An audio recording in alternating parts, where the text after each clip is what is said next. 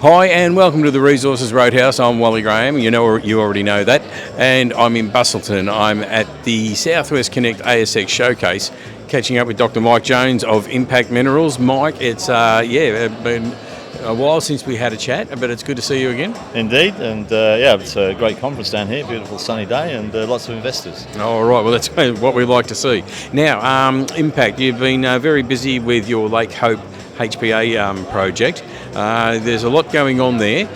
You know about it all. I don't, so tell me about it. Yeah, certainly. So for those of you that don't know, we are coming towards the end of a pre-feasibility study into the Lake Hope High Purity Alumina project. It's a unique deposit located about 500 kilometres east of Perth in the top 2 metres of a salt pan, dry salt pan, and there's incredible value of high purity alumina in the top 2 metres of that lake. And high purity alumina is not very well known perhaps, but it's an important component of every LED that you see being put in globally, and also important components of battery architecture and various other things. And in the LEDs it's sapphire. So sapphire is a form of aluminium oxide, and you need very high purity alumina to make them. So that's one of the big market areas that we're going to get into with this particular project. So it's a pre-feasibility study. There's lots of balls in the air, lots of things happening, and we're grinding through it. So. All right. So how's it sizing up with all these studies you're doing?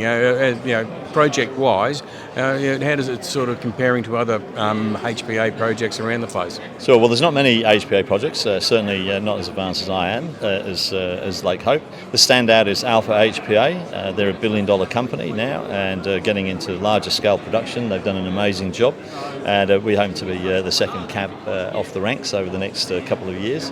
But the neat thing about this deposit is it has an NPV north of $1 billion, $1.3 billion. That's the net present value, what it's worth in the ground right now. And the ease of mining is really the key to what's going on. And in order for us to be able to produce HPA, we're hopeful, cheaper than anybody else globally, as we currently understand it. So it's a very interesting deposit, and is a critical mineral. So that's one of the things. It's on the critical minerals list for America, Europe, and Australia, which is opening avenues of funding for us, as we can talk about.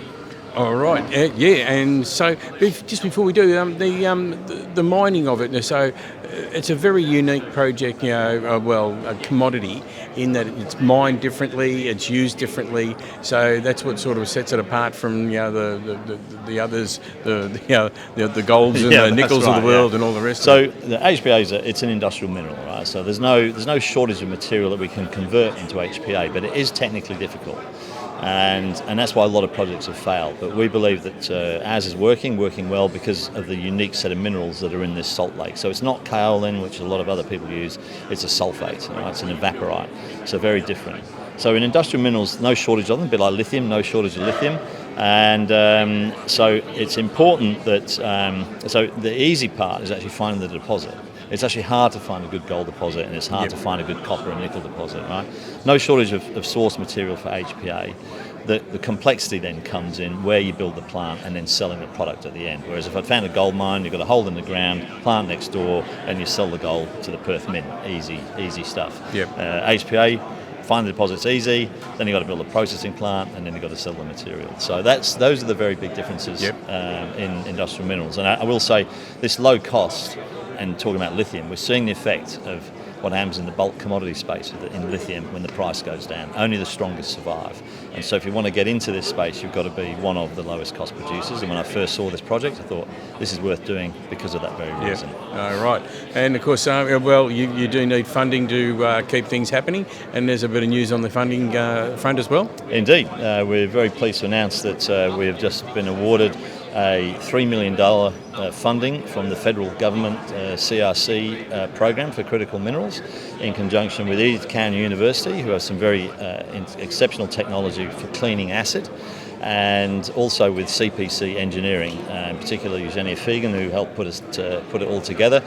She has experience in building small HPA plants, and so between the three of us, we put together a submission to the government, and we've been awarded $3 million.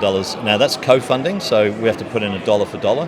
So basically it's a $6 million research program to be done over the next couple of years, and that should be enough funding basically to get us to well into the definitive feasibility study and maybe FID So it's a fantastic outcome and a real stamp of approval on the project. Yeah, I was about to say it's a nice badge of recognition to get something like that come in and help fill the coffers. It is indeed, and I think people sort of look at us going, is this story real as such? Because the story of mining the material from the top 2 meters of the lake is so straightforward that it's like, what do we really think? So this stamp of approval is fantastic for us and the project, and we're looking forward to getting stuck in to spending that money next year. In particular, we're going to be building a pilot plant using our process, using that funding. So it's going to be an exciting time. All right, well, exciting times. You know where to come, Mike. Come and visit us here at the Roadhouse. Make sure you let us know what's going on, and so that we can let everybody else know what's going on. That's great, Wally. Thanks a lot. Terrific.